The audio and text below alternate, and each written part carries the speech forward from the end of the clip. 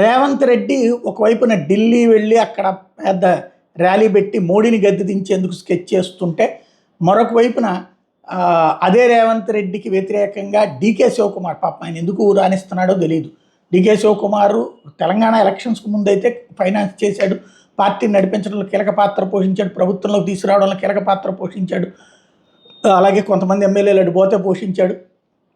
Even Sharmila అడ్డం రాకుండా షర్మిల్ని ఆంధ్రాకి పంపించేసేసి పిసిసి చీఫ్ని చేయించాడు. అట్లాగే ఆయన చెప్పినట్టున్నాడు, ఏది కోమటిరెడ్డి రాజగోపాల్ రెడ్డికి అధిష్టానం తరఫున ఆయన హామీ ఇచ్చినట్టున్నాడు, ఏదో భువనగిరి పార్లమెంట్ సీట్కి గెలిపిస్తే కనుక నీకు మంత్రి పదవి ఇస్తాను, లేదా నేరుగా అధిష్టానమే ఆయనకి చెప్పిందో తెలియదు. కోమటిరెడ్డి రాజగోపాల్ రెడ్డి ఇప్పుడు తాజాగా వెళ్ళి డీకే శివకుమార్ని కలవడం, ఇట్లాగ నాకు ఇచ్చిన హామీ ఏమైంది అని ప్రశ్నించడంతో మరొకసారి చర్చ తెర మీదకి వచ్చింది.